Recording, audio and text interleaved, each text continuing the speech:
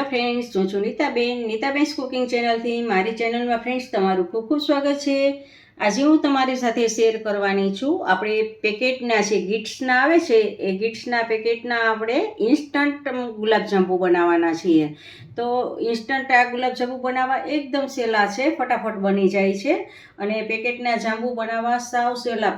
પેકેટની પાછળ બધી જ રીત લખેલી હોય છે, પણ એમ છતાં પણ હું આજે તમને બતાવું છું કે આપણે કેવી રીતે બનાવવા. અને આ રેસીપી બનાવતા પહેલાં ફ્રેન્ડ્સ, જો હજી સુધી તમે મારી ચેનલને સબસ્ક્રાઈબ નથી કર્યું તો સબસ્ક્રાઈબ કરી લેજો અને બેલ આઇકન પ્રેસ કરીને ઓલ સિલેક્ટ બટન પ્રેસ કરજો, જેથી મારી નવી રેસીપીના નોટિફિકેશન સૌથી પહેલાં તમને જોવા મળે. અને જો તમને મારી રેસીપીનો વિડીયો ગમતો હોય તો વિડીયોને લાઈક કરવાનું ને શેર કરવાનું ભૂલતા નહીં. અને નીચે કમેન્ટ બોક્સમાં કમેન્ટ કરવાનું ભૂલતા નહીં, કારણ કે જિંદગીનો દરેક દિવસ ખૂબસૂરત છે. તો હસતા જાઓ ને કમેન્ટ કરતા જાઓ. તો ચાલો બનાવીએ. સૌથી પહેલાં આપણે ચાસણી બનાવવાની છે, તો જેથી કરીને આપણી ચાસણી થોડીક ઠંડી થઈ જાય. તો જો ફ્રેન્ડ્સ, આ આપણે અડધો કપ આપણે પાણી લીધું છે અને હાથ અડાડી શકાય એટલું ગરમ આપણે લીધેલું છે. અને પાણીની જગ્યાએ તમે દૂધ પણ લઈ શકો છો. આપણે મિશ્રણમાં એડ કરવા માટે પાણી અથવા તો દૂધ ગમે એનો ઉપયોગ કરી શકો છો. ગેસને આપણે બંધ કરી દીધો છે. અને હવે ફ્રેન્ડ્સ જુઓ ફ્રેન્ડ્સ, આ આપણે ગિફ્ટનું ઇન્સ્ટન્ટ મિક્સ ગુલાબજાંબુનું પેકેટ લીધેલું છે. આ આપણે ગુલાબજાંબુ બનાવવા સાવ સહેલા પડે છે, પણ તમે ક્યારેય બનાવેલા ન હોય તો કેવી રીતે બનાવવા, તો એ હું તમને બતાવી દઉં. આ તો સાવ સહેલી જ રીત છે જાંબુ બનાવવાની, પણ કોઈ પણ આમાં પાછળ બધું જ લખેલું હોય છે કેવી રીતે બનાવવા, કેવી રીતે નહીં. જો અહીંયા બધું જ કેટલું નાખવું એ બધું જ લખેલું હોય છે, પણ તોય આપણે બનાવી લઈએ. તો ફ્રેન્ડ્સ, અત્યારે હું અડધા પેકેટના જ બનાવું છું. જુઓ ફ્રેન્ડ્સ, આ અડધું પેકેટ છે. અડધા પેકેટના આપણે જાંબુ બનાવશું. તો એમાં આપણે આ ગરમ પાણી છે એ ગરમ પાણી થોડું એડ કરી અને લોટ બાંધવાનો છે. આપણે રોટલી કરતાં થોડોક કઠણ એવો લોટ બાંધવાનો છે. અને જુઓ, પાણી થોડુંક જ જોશે, બહુ ઝાઝું નહીં જોઈએ, ત્યાં તો લોટ બંધાઈ જશે. જો ફ્રેન્ડ્સ, આવી રીતે આપણે કપમાં થોડુંક પાછું એડ કરીએ અને કઠણ લોટ બાંધવાનો છે. જુઓ, દૂધથી પણ બાંધે અમુક લોકો, ને અમુક લોકો પાણીથી, પણ હું તો પાણીથી જ બાંધું છું. અને જુઓ, હજી થોડુંક પાણી જોશે આપણે. હવે હાથમાં લઈને આપણે નાખશું. જુઓ,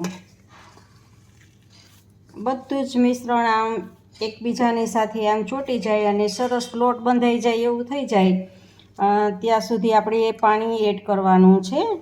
એટલે જુઓ, આપણે આવું કર્યું છે. હજી આને થોડુંક ઢીલું કરીએ, તો થોડુંક આપણે આવી રીતે આમ પાણી નાખીએ. તો ફ્રેન્ડ્સ જુઓ ફ્રેન્ડ્સ, આપણે આ જાંબુના ગોળા બનાવવા માટેનો લોટ બનીને તૈયાર છે, બાંધીને. તો હવે આને આપણે થોડીક વાર રેસ્ટ આપવાનો છે. એ રેસ્ટ આપીએ એટલા સુધીમાં આપણે ચાસણી બનાવી લેશું, જેથી કરીને ચાસણી ઠંડી પડી જાય. આપણે લોટને એકદમ કસણીએ અને એમાંથી ગોળા બનાવીએ ત્યાં સુધીમાં આપણી ચાસણી ઠંડી પડી જાય. તો ફ્રેન્ડ્સ, હવે આપણે આલો ચાસણી બનાવી લઈએ. જુઓ ફ્રેન્ડ્સ, આપણે હવે ચાસણી બનાવશું. તો આપણે 250 ગ્રામ ખાંડ લીધી છે. આ કપના માપથી 1 કપ ખાંડ છે. અને ખાંડ ડૂબે એટલું આપણે પાણી લેવાનું છે. તો આની કોઈ આપણે તાર બાર બનાવવાનો નથી ફ્રેન્ડ્સ. અને ચાસણી ખાંડ ઓગળે અને થોડું ઘટ થાય બસ જ, એટલે એટલું જ આપણે ઓગાળવાનું કરવાની છે. ખાંડ ઓગાળીને ચાસણી કરવાની છે, બાકી તાર લેવાનો નથી આપણે. તો જુઓ ફ્રેન્ડ્સ, આપણે ફૂલ ગેસ છે અને જુઓ ખાંડ આપણે ઓગાળીએ છીએ. હમણાં જ ફટાફટ ખાંડ ઓગળી જશે. અને થોડુંક એમ થાય કે ઘટ થયું છે એવું થાય એટલે બસ આપણી બની ગયું. આપણે જાંબુ માટેની ચાસણી આપણી તૈયાર છે. અને જુઓ ફ્રેન્ડ્સ, આપણી આ ખાંડ ઓગળી ગઈ છે અને જુઓ આવું થઈ ગયું છે. તો એનો મતલબ એમ કે હવે આપણી આ ચાસણી થઈ ગઈ છે. તો આપણે ગેસને હવે ઓફ કરી દેવાનો છે. ગેસને ઓફ કરી દઈશું અને ચાસણીને ઠરવા માટે રાખશું. ત્યાં સુધીમાં આપણે લોટને કસણી અને ગોળા બનાવી લઈએ. જુઓ ફ્રેન્ડ્સ, આમાં આપણે ઘી લગાવવાનું છે ડીશમાં, અને આપણે જેમ બાજરાનો રોટલો કસણીએ ને એવી રીતે આમ કસણવાનો છે. જુઓ આવી રીતે કસણીને એકદમ સ્મૂથ બનાવવાનો છે. જુઓ આવી રીતે જ આમ કસણવાનો છે. જુઓ ફ્રેન્ડ્સ, આટલો કઠણ લાગ્યો છે અને જુઓ આ એકદમ સ્મૂથ આવો બની ગયો છે. જુઓ એકદમ સરસ આમ. તો હવે આના આપણે ગોળા કરવાના છે. બંને હાથની હથેળીમાં આપણે ઘી લગાવી લેવાનું છે અને આમાંથી નાના નાના ગોળા કરશું આપણે. જો પહેલાં તો હથેળીમાં એકદમ આવી રીતે આમ ઘસી લેવાનું છે આમ, અને પછી આવી રીતે આમ ગોળ ગોળ કરતું જવાનું છે. આમ જુઓ, જો ક્યાંય પણ ક્રેક રહેવું ના જોઈએ, એકેય બાજુ ક્રેક રહેવું ના જોઈએ. જુઓ આવી રીતે આપણે બધા જ ગોળા બનાવી લઈએ.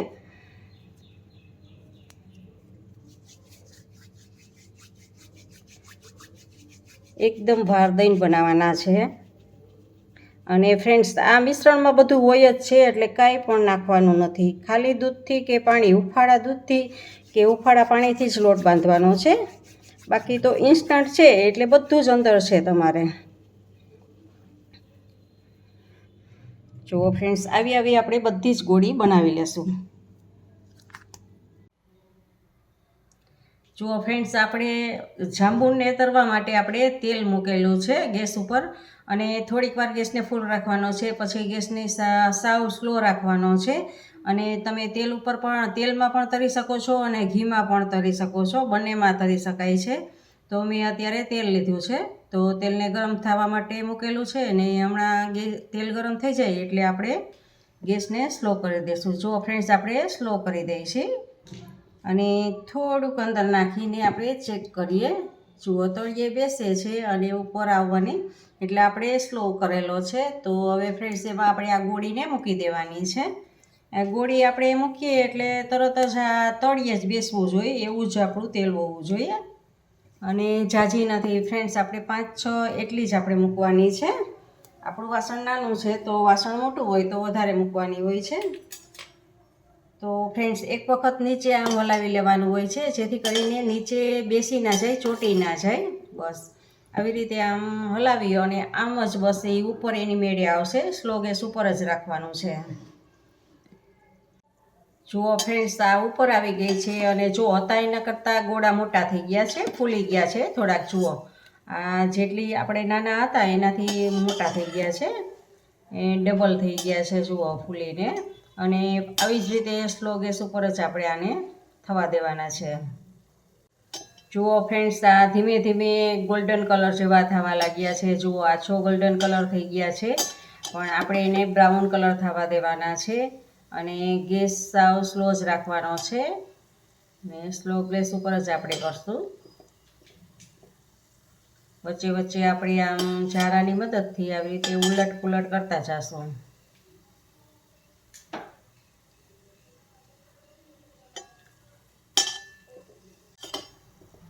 જુઓ ફ્રેન્ડ્સ, આપણા બ્રાઉન કલરના થઈ ગયા છે. એકદમ સરસ આપણે જાંબુ માર્કેટમાંથી લઈને એવો જ કલરના જુઓ થઈ ગયા છે. આવો કલર થવા દેવાનો છે ફ્રેન્ડ્સ. અને આને આપણે એક પ્લેટમાં કાઢી લેવાના છે. પહેલાં બધા જ આપણે જાંબુને તળી લેશું, ત્યાં સુધીમાં આપણી ચાસણી ઠંડી થઈ જશે. અને હવે એવી જ રીતે બીજા આપણે ગોળા પણ તળી લેશું. જુઓ ફ્રેન્ડ્સ, આમાં બીજા પણ નાખીએ છીએ આપણે. જુઓ છાંટા ઉડે છે, તો આવી રીતે આપણે નાખશું. અને આને પણ એવી રીતે થવા દઈએ. વચ્ચે વચ્ચે ચમચાની મદદથી હલાવતા જવાનું છે. અને ફ્રેન્ડ્સ, આપણે ગરમ ચાસણી હોય ત્યારે ગરમ ચાસણીમાં આપણે જાંબુ તરેલા નાખવાના નથી, કારણ કે જો તમે ગરમ ચાસણીમાં નાખશો ને તો તમારા જાંબુ એકદમ ઢીલા ઢીલા થઈ જશે, બફાઈ ગયા હોય ને એવા થઈ જશે. કારણ કે ગરમ ચાસણીમાં જાય એટલે સાવ ઢીલા થઈ જાય છે. તો ચાસણીને ઠંડી થવા દેવાની હોય છે, પછી ચાસણી પીએ અને પોચા પડે છે. તો ફ્રેન્ડ્સ, આવી રીતે આમ જાંબુ બનાવવાના હોય છે. સાવ ઇઝીલીથી બની જાય છે પેકેટના જાંબુ તો. જુઓ આ પણ આપણે ઉતારી લઈએ. અને હવે એવી જ રીતે આપણે બીજા પણ બનાવી લઈએ. આ ચાસણી પણ આપણી ઠરી ગઈ છે અને આ બધા ગોળા પણ આપણા તળાઈ ગયા છે. જુઓ આ ગોળા, આ બધા જ ગોળા આપણે તળી લીધા છે અને એ બધા જ ગોળાને આમાં ચાસણીમાં ડુબાડતા જાશું આપણે. જુઓ આમાં આવી રીતે ચાસણીથી, ચમચીની મદદથી ચાસણી ઉપર રેડતી જવાની છે.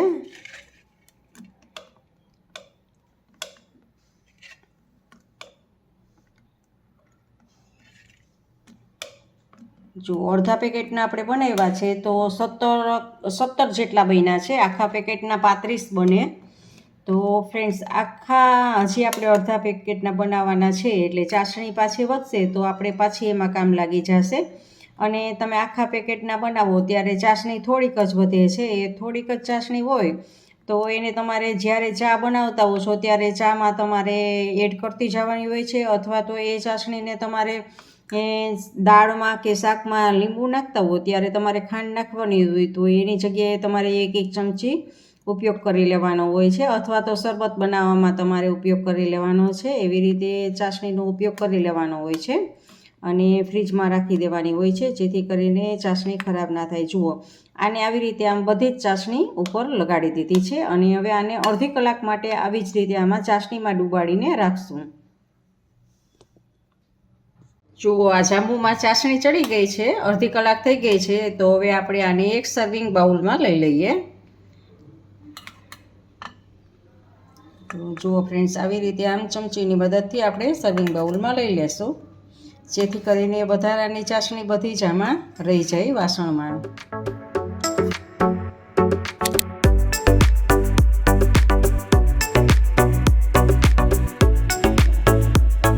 ફ્રેન્ડ્સ તમને મારી રેસીપી કેવી લાગી તે કમેન્ટ બોક્સમાં કમેન્ટ કરીને મને જરૂરથી જણાવજો. ઇન્સ્ટાગ્રામમાં મારા પેજને ફોલો કરજો, મેં નીચે લિંક આપેલી છે. તમને મારી રેસીપી ગમે તો વિડીયોને લાઇક કરીને તમારા ફેમિલી મેમ્બર્સ અને ગ્રુપમાં શેર કરજો અને મારી ચેનલને સબસ્ક્રાઈબ કરવાનું ભૂલતા નહીં. આવજો, બાય. ફરી મળીએ નવી રેસીપી સાથે.